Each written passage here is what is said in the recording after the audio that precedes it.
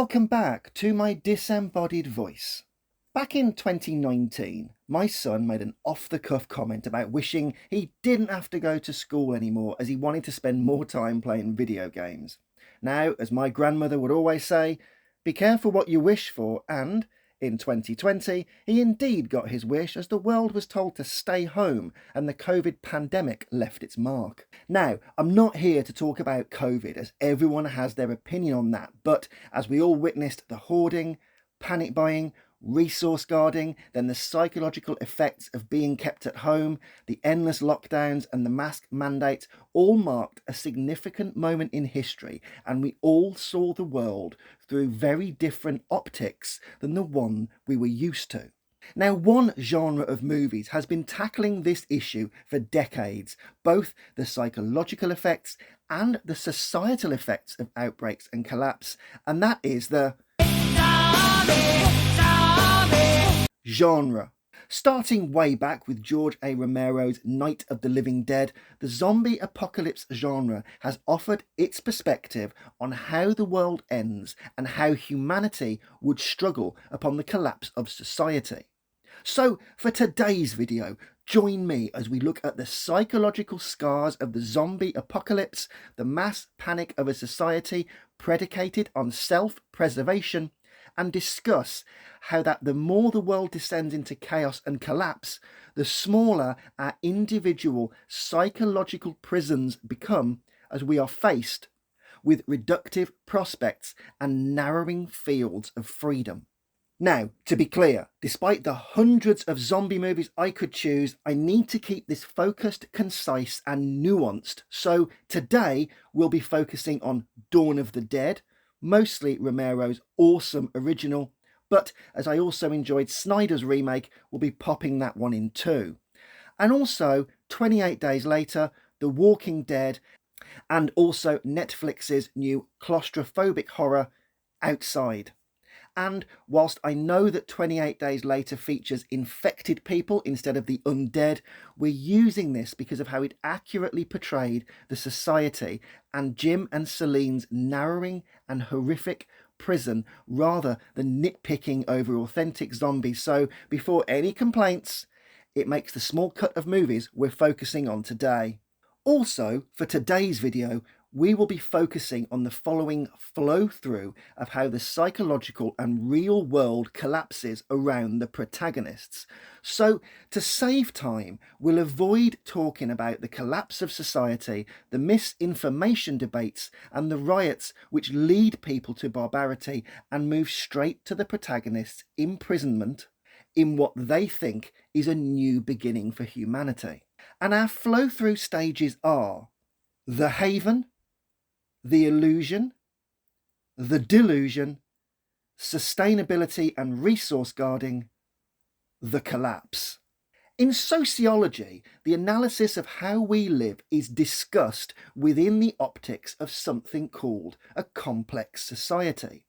Now, a complex society is something which includes religion, job specialisation, cities, government, language, writing systems, technology, and social hierarchy. And it's important to remember that even right now, you are able to watch this video because you are part of the complex society and you partake in the social contract we are all expected to abide by.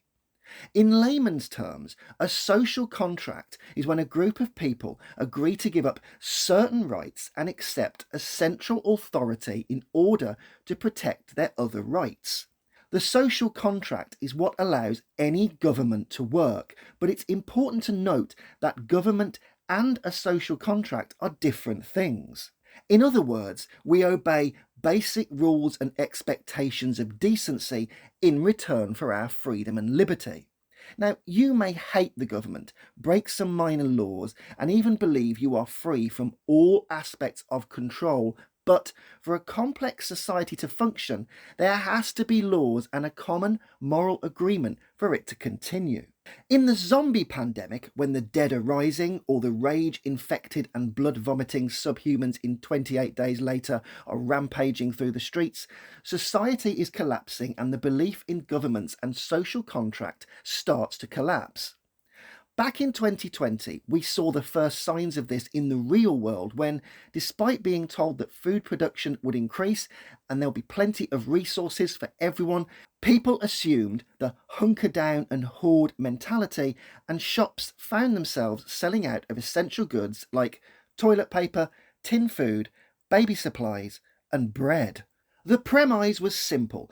Everyone was stocking up and there will be nothing left, and with all the shops closing, you needed to make sure you were prepared. Except the shops weren't all closing and there was plenty to go around, but with everyone booking deliveries and clearing the shelves, a sense of scarcity heightened people into erratic behaviour and panic. In the zombie pandemic, this is mirrored, and we see police losing control in Dawn of the Dead, a family fleeing the more populated areas in Outside, and poor Jim waking up alone in a hospital which is stacked with nothing but Pepsi product placement.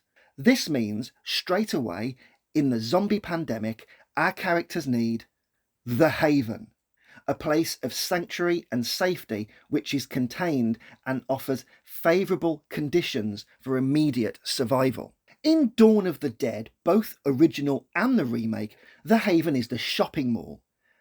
In Outside, the Haven is Francis's parents' house, which is located in the middle of nowhere. In 28 Days Later, there's an initial haven in Brendan Gleeson's flat, but the ultimate haven is the answer to infection, which is apparently located in the army barracks. The Walking Dead is slightly more complex as people have different havens, but examples of this are the farm in Series 2, the prison in Series 3, the town of Woodbury, Terminus, the Sanctuary, and of course Alexandra and the Hilltop communities. Each location Rick's little group moves into offers the prospect of refuge, security, and sustainability, and with no law, internet, mains electricity, or government, the havens are all finding their own methods of establishing laws and systems which keep the residents alive. Basically, the havens are all establishing the initial foundations of a new, complex society. So we're firmly in Maslow's hierarchy of needs here, and of course these 5 hierarchy of needs are physiological needs, safety needs, social love and belonging needs, self-esteem, and self-actualization. With everyone rioting, panicking, the dead eating the living, or a virus ripping through the population, people need to do what you would do in any pandemic. Find somewhere away from the contagion, feel secure, keep your loved ones safe, have food and water, and feel a sense of ownership and equity via claiming land amidst a collapse of society where there is no law and everyone is under mob mentality, self-preservation, and looting. Everyone out there is claiming what's theirs and not caring about sharing and ensuring their own self-survival. We're fully in selfish mode here. We're also in the early stages of Maslow, physiological. We all need to eat, we all need to drink, and we all need warmth.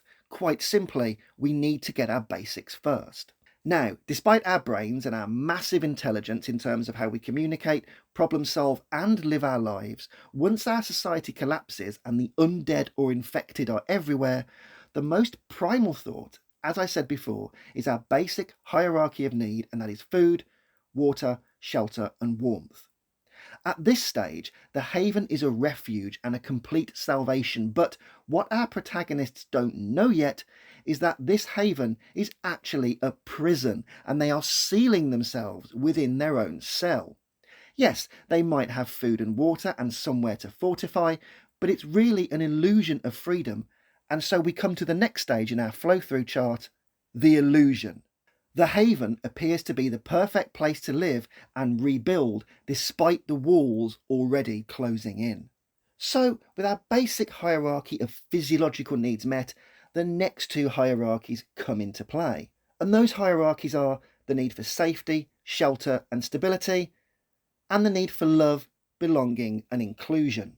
In Dawn of the Dead, the 4 ragtag survivors set about securing the shopping mall so the dead are kept out, their living quarters are hidden from any passing gangs who might raid the mall, and they start enjoying the facade of stuffed cash machines, a storage unit full of tin food, an ice rink, endless clothes stores, and the freedom of running through the mall and doing whatever they like. Once the dead are removed, despite one casualty forming in the original movie, they have constructed themselves an illusion of sustainability as they now live within the confines of the shopping mall. In Outside, once mother and father are buried, Francis and his family have running water, a supply of food, and even a small reserve of gasoline for the generator. Meanwhile, upon arriving at the army barracks, Doctor Who informs Jim, Celine, and Hannah that they have hot water and lots of food in store, and the answer to infection is indeed there, and this means they can start to rebuild society. Doctor Who even furthers the illusion by stating that, before the pandemic, all he saw was the same thing: people killing people and a world of angry people, and that hasn't changed in his eyes, despite the world literally going to hell around them.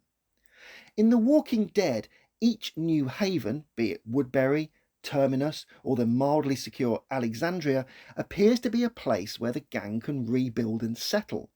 However, they do not know about the governor's vicious nature in Woodbury, the cannibals in Terminus, or how the naive people in Alexandria will struggle with Rick's savagery, and, when the saviours arrive led by Negan, just how ill-prepared these people are for a full-on war. So, the prison, be it the mall, Woodbury, or wherever they're staying, is now looking wonderful, and as the world devolves into anarchy, rape, pillaging, and destruction, we now have a pocket of society which is safe and people can rebuild. However, we now come to the delusion. The haven is a false promise, and the protagonists refuse to accept the inevitable and the impending collapse. However, it's worth noting that the delusion will always have one naysayer, and this is what is used to balance the illusion of the haven against the delusion of ignoring the danger. In Dawn of the Dead, Francine is ahead of the game and knows they are in a prison and the mall is not the answer. However, Flyboy and the others are convinced that the best thing to do is stay and live through this pandemic in the mall where it's safe. And at this stage, they aren't wrong really, as with no broadcast or army coming to save them, there is every possibility that the world has collapsed. However, their resources are finite and our little tribe are starting to fall out. They are bored, they have cabin fever, and the initial thrill has worn off now, and all they have is no routine, no excitement or prospects, and even Francine and Flyboy's sex life is completely off the boil. Basically, they are in the haven, but that's it. There is nothing else to develop. They are staccato. Social and self-esteem needs in the hierarchy of needs are now breaking down, and there is no horizon other than the walls they are stuck behind. In the remake of Dawn of the Dead, Ving Rhames wants to go to Fort Pastor to find his brother, only to be told it's gone. So he settles down and enjoys the delusion, but as the zombies start breaching the walls and the resources start running out, it's clear they need to get off the mainland and head to an island where there could well be no infection. The group are now lying to each other, hiding secrets, and tensions are starting to fray. In 28 Days Later, Celine knows the barracks are the wrong place to be. Hannah is mourning her father, Brendan Gleeson, and just wants to bury him and grieve. Jim is more hopeful, and hope can be classified as a delusion, as remember our old friend Alice Morgan from Luther stating that hope is the postulation that the future will improve without any evidence in the present to support this. So Jim's delusion is hope. However, as the army men prepare to gang rape the girls, Jim finally realises the true horror that the soldiers aren't building a place for the future, they are merely surviving in a present which is completely untenable. However, it's all too late. The haven is now a prison, the walls have closed in, and there is no escape. So let's stay in 28 Days Later.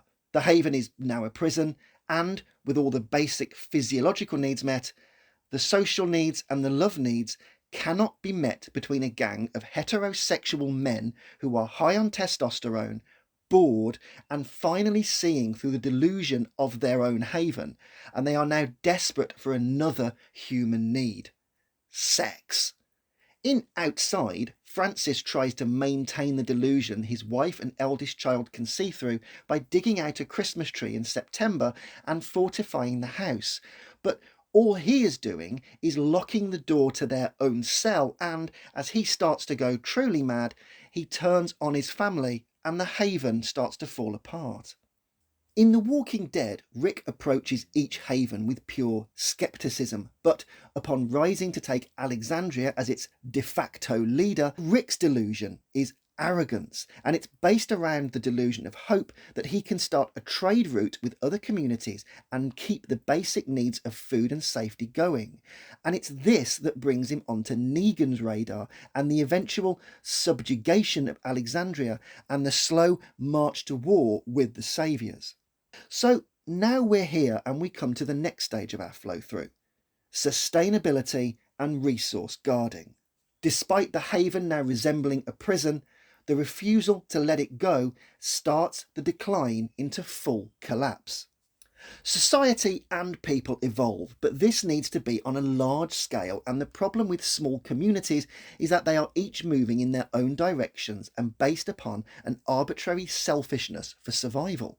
Also, as strangers mean threats and nothing stays the same, the haven will eventually fall, as the desire to keep it the same means it will never change, and change has to happen. Also, resources are scant in an apocalypse, and the panic buying mentality we saw in COVID in the real world and the early zombie outbreak will continue. In The Walking Dead, once Rick's group reaches the prison, they eventually meet the governor in Woodbury, and the governor wants the prison for himself. After refusing the compromise with the governor to have an alliance, his attack on the prison ensures the collapse of what was a stagnating place of deluded false hope. In Series 5, upon reaching Terminus, we learn that Gareth and the cannibals once let people in, only to find they were the wrong sort of people, and the termites themselves were overrun, captured, raped, and brutalised until they fought back. Now they won't share their haven with anybody else, and the promise of sanctuary is about luring people in so they can kill them and eat them. It's a selfish basic need that will keep propagating, keep bringing people in, keep having food, don't go hungry, and keep the haven going. Having starved and almost been killed, they now need to guard the resource of the Terminus Haven and make it sustainable, so they are barbecuing all the people who arrive.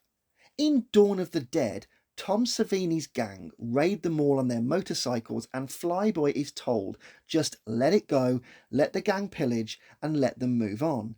After all, their little tribe is hidden, and the gang will move on. However, Flyboy stares at them wrecking and looting and says, "It's ours. We were here first," and starts a gunfight which ultimately gets him killed and causes the collapse of the haven. The mall wasn't stable, and the food would eventually run out, and, much like a form of panic buying, what was hoarded in the mall is not for sharing, and Flyboy is not willing to let a single tin of it go. In 28 Days Later, Doctor Who needs to keep his men happy, or they will either leave or commit suicide, so he lures women there for them to gang rape. His men are a resource, and he is guarding this resource with the broadcast promise of salvation. But this is of course a lie, and it's all about luring girls here, as he hopes to maintain his haven and keep it sustainable. In Outside, Francis sends away Uncle Diego, who has a rather checkered history with the family, no spoilers here, as he doesn't want any outside influence disturbing what he thinks is a secure and happy haven. However, as they start to run out of food and Francis's madness grows, the family don't want to stay and the delusion is broken. But seeing the house is all they have, he is determined to keep this empire of dirt and resource guards it by locking them all inside the house. And now we come to our final part of the flow through: collapse. The haven has become a prison, but through all of the above factors, it is no longer a place of safety, and the zombies breach it, so it becomes annexed by the apocalypse. In Dawn of the Dead, the biker gang have destroyed what the haven was, but is now a prison, and now only 2 people survive. In 28 days later, Jim has escaped his impending execution and is now slaughtering his way through the barracks via a combination of aggression and also some help from the infected who have breached the walls and are now gobbing blood all over the soldiers. Meanwhile, outside, the arrival of a benevolent soldier causes Francis to snap and, determined to resource guard, he locks his family in the basement and kills the refuge-seeking soldier. Now, there's other reasons for Francis's despair over the basement, but as I said, no spoilers here. But basically, determined to keep his family in one place, he hoards them into the basement. However, the body of the soldier attracts more undead and the house becomes fully breached. Even in Snyder's Dawn of the Dead remake, the zombies find their way through the basement levels and, with the gun store owner across the street slowly and visibly starving to death, a plan to save him goes horribly wrong and the undead breach his gun shop. So each time, the idealised haven has become a prison, the psychological delusion of hope has broken down, and eventually, through fear and resource guarding, the complete collapse of the haven has led to the metastasizing apocalypse annexing the safe space. Human psychology is engineered towards survival, and when we have freedom and seemingly unlimited resources, our proclivity is to share and take what we need. But when we are informed of limits, a finite amount of something, and a change, the desire to take and guard and seal ourselves inside our havens is overwhelming, because all of a sudden there's a limit to what we can have and own. My son may have wanted to stay home and play more video games, but much like our survivors in the apocalypse, that haven of staying at home soon became a prison, and what seemed like great freedom from school and being home all the time, this illusion, caused the delusion to collapse, and he started to miss his friends and routine. And in human psychology, we are social creatures, selfish creatures, and also creatures whose primitive brains are designed for self-survival. We may have great prefrontal cortexes, but we also have back lizard brains that were there at the very start of our evolution, and those crave the basic things and also give us our emotions and desires that we have very little control over. And that's why, in the hierarchy of needs, we will do whatever we can to survive and avoid becoming like the undead horde, which is growing like a virus and infecting everything. And, like my patients in COVID, once the pandemic started to lapse, the haven had become a prison, and getting back into the outside world, such as socialising or going back to work, was a real challenge for people and caused high levels of anxiety and depression. And like our mall squatters or the Walking Dead's nomadic gang of friends, they found that the longer they stayed somewhere, the more the walls seemed to close in and the more they were frightened of the outside world. Anyway, that's it for this week's video. So remember that psychology is cool. Please like, share and subscribe, as more subs means more vids, and even leave a comment or start a discussion, as healthy debate is always welcome on here. And as ever, until next time, I'll catch you later.